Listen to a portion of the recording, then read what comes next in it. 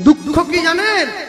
একটা MA pass ছেলে যখন রাস্তার পাশে বসে চায়ের দোকানে চা বিক্রি করে দুঃখ হয় না। দুঃখ হয় তখন যখন দেখি একটা উচ্চ শিক্ষিত ছেলে একটা ঝাড়ুদারের চাকরি করবে বলে একটা 8 ফেল নেতার পায়ে ধরছে, দুঃখ হয় তখন।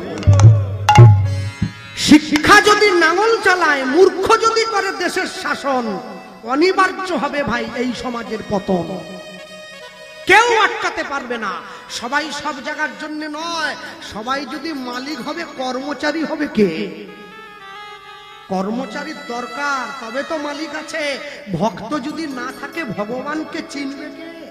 ভগবান যার টাকা নেই সেও ভগবানকে ডাকছে, ভগবান টাকা দাও খেয়ে একটু বাঁচি। আর যার টাকা আছে সে জেলে গিয়ে বসে আছে, সেও ভগবান কাছে আমাকে জেল থেকে ছাড়ি দাও। ভগবান বলে আমি কোন দিকে যাব? তোকে দিয়েছি তুই ডাকছিস, ওকে দেইনি ও ডাকছে। মাঝখানে গরিব কীর্তনিয়াটা পড়ে আছে। আমি ভগবানকে কি বলি জানো? আমার যতটা দরকার অতটা দাও, বেশি দিও নি। কেন? বেশি নিলে জেলে যেতে হবে, কম নিলে না খেয়ে মরতে হবে। হ্যাঁ, এমন কিছু মানুষ আছে এই সংসারে, তাদের মন ভরা ময়লা, তারা ভদ্র বেশে ঘরে,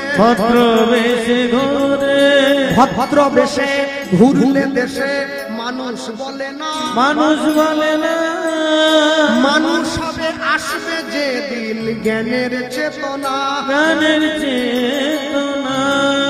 বাদরের আদর বেশি হচ্ছে সারা দেশে, সারা দেশে। বৃদ্ধ বাবা মায়ের সেবা ছেড়ে ছেলে মেয়েরা বাড়িতে কুকুর কিনে বসে, কুকুর কিনে বসে। সৎ ব্যক্তি কাঙাল বেশে রাস্তায় রাস্তায় ঘোরে, রাস্তায় রাস্তায় ঘোরে। অসৎ ব্যক্তির টাকার জোর দিন দিন যাচ্ছে বেড়ে, দিন দিন যাচ্ছে বেড়ে। অধম দিন দাসে কয় ওরে মানুষ পশুর ধর্ম ছাড়ো, পশুর ধর্ম ছাড়ো। মানুষ যদি হতে হয় মানুষের পা জড়িয়ে ধরো,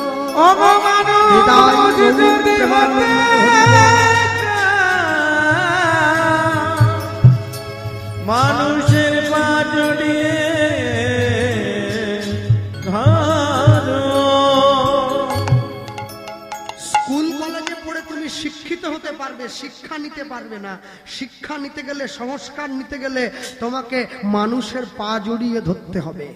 বাড়ির ছেলে মেয়েদের সকালবেলা সূর্য ওঠার আগে ঘুম থেকে ওঠাবেন, সূর্য প্রণাম করাবেন, সূর্যকে অর্ঘ্য দেওয়া শিখাবেন। সূর্যদেবকে 3 গণ্ডুষ জল দেবে, বাড়ির বড়দের পায়ে হাত দিয়ে প্রণাম করবে, গুড মর্নিং গুড ইভিনিং বলা বন্ধ করবে, জয় নিতাই জয় গৌর হরে কৃষ্ণ বলা অভ্যাস করবে। বড়দেরকে সামনে দেখলে উঁচু গলায় কথা বলবে না, বড়দের সামনে দাঁড়িয়ে, দাদুর সামনে দাঁড়িয়ে নাতি বিড়ি খাবে না, নারী জাতি মাংস কম খাবে, মায়েরা কটু ভাষায় কথা বলবে না, নারী জাতি মাথার চুল বাজারে বিক্রি করবে না, অশালীন পোশাক পরিধান করবে না, বক্ষযুগল নাভি কমল পায়ের 2 গোড়ালি নারী জাতি ঢাকা রাখবে। সংসার সুন্দর হবে, সমাজ সুস্থ হবে।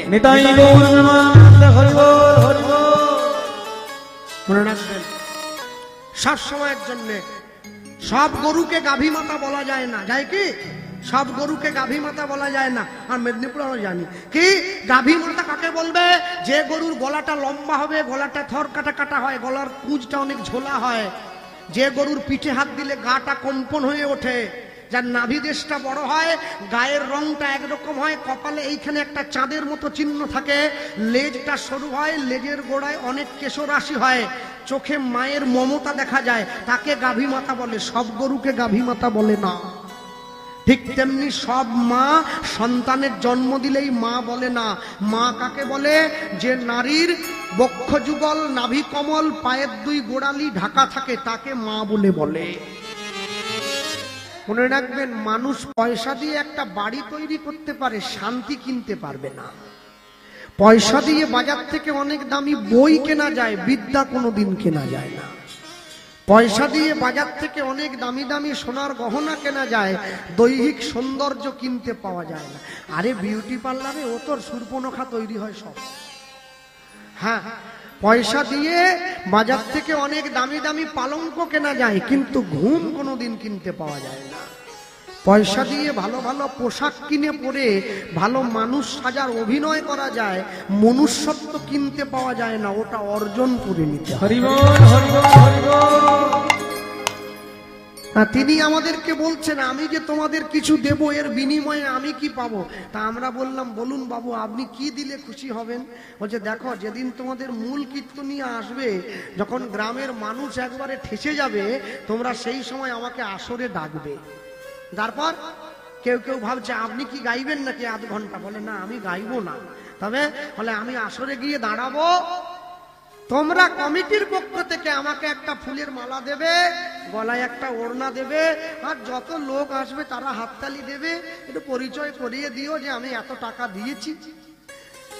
আচ্ছা বেশ, আপনি যদি এতে খুশি হন তাহলে আপনার এই কথা মানতে আমি রাজি আছি। তো বাবুর তো কেউ নেই, একমাত্র মেয়ে, কলকাতায় বিয়ে দিয়েছে।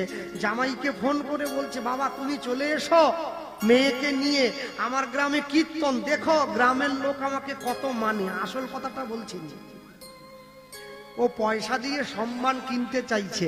সম্মান কোনোদিন কেনা যায় না, ওটা অর্জন করে নিতে হয়।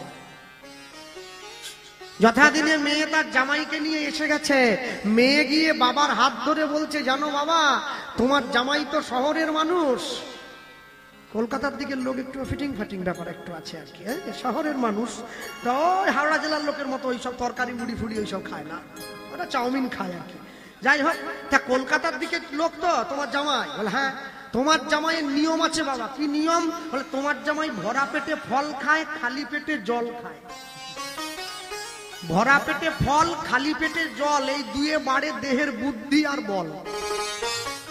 হ্যাঁ, তা দুপুর বেলা ভাত খাওয়ার পরে তুমি তোমার জামাইকে কিছু ফল এনে দিও। বলে এই আর এমন কথা কি? হ্যাঁ, একবারে চলে গিয়েছে জয়াতলা বাজার থেকে গিয়ে একবারে এক বস্তা ফল এনে জামাইয়ের সামনে দিয়েছে।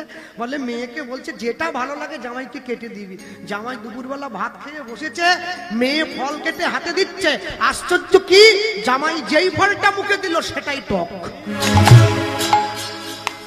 একবার, দুবার, তিনবার কমলা লেবুর খোসাটা নিজের বউর দিকে ছড়িয়ে দিল। লজ্জা করলো না? তোমার বাবা যদি ফল কিনতে পারবে না আমায় বলতে পারতো, আমি নিজের পয়সা দিয়ে কিনে খেতাম। জানতে জানতে আমাকে টক ফলগুলো দিল তোমার বাবা। কেমন বাবা? বাবা মায়ের অপমান কোনো ছেলে মেয়ে সহ্য করতে পারে না। ফলের ঝুড়িটা নিয়ে কাঁদতে কাঁদতে বাবার কাছে গিয়ে বলছে বাবা তুমি তোমার জামাইকে এইভাবে অপমান করলে, আমাদের বংশের মান মর্যাদা ডুবিয়ে দিলে। কেন রে মা, কি হয়েছে? তোমার জামাইকে কম দামে টক ফলগুলো দিয়েছো? না না না, ভালো ফল। বাবা মুখে নিয়ে দেখছে সত্যি সত্যি তো টক লাগছে। পুরো ফলের ঝুড়িটা ধরে দোকানদারের কাছে গিয়ে বলছে তোমার এত বড় সাহস, তুমি আমাকে টক ফল দিয়েছো, আমি দাম করিনি, তারপরেও টক ফল দিলে, হে তোমার দোকান আমি লাগিয়ে দেবো। শুধু বিঘে দুই ছিল মোর ভুই, আর সব গেছে দিনে। বাবু কহিলেন বুঝেছ উপেন, তোমার এ জমিও লইব কিনে, তোমার দোকান আমি লাগিয়ে দেবো। হে দোকানদার হাত জোড়ো করে বলছে বাবু ফল আমি আপনাকে দেইনি। এই মিথ্যে বলবি না, তোর দোকানের ফল তুই দিস তো কি এমনি কাছ থেকে বললো? বাজারের ছেলেরা জড়ো হয়ে গেছে, স্যার ওকে আমাদের হাতে ছেড়ে দিন না। কেন? বাবু যত বলে পারিষদ বলে তার শতগুণ, ধরে আনতে বললে মেরে আনবে। বলে দাঁড়াও, ওকে স্বীকার করতে দাও। দোকানদার বলছে বাবু আমি একবারও বলিনি ফল আমার দোকানের নয়, ফল আমার দোকানের, আমি দেইনি, আপনি বেছে নিয়ে গেছেন। আপনার বেছে নেওয়া ফল যদি টক হয় সে দোষ কি আমার?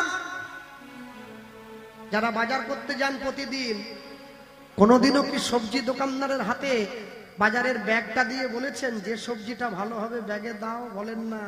ওখানে ঝুড়ি থাকে, নিজে বেছে নেই, ও ওজন করে দাম নেয়। আমার বেছে নেওয়া জিনিস যদি টক হয় সে দোষ কি আমার? দোকানদার হাত জোড়ো করে বলছে বাবু সামান্য দুটো ফল টক হয়েছে বলে আপনি আমাকে দোষ দিলেন। মনে রাখবেন বিরাট বড় বিশ্ব ব্রহ্মাণ্ডে ভগবান একটা ফলের দোকান সাজিয়ে বসেছে, যে দোকানটার নাম হলো কর্মফলের দোকান।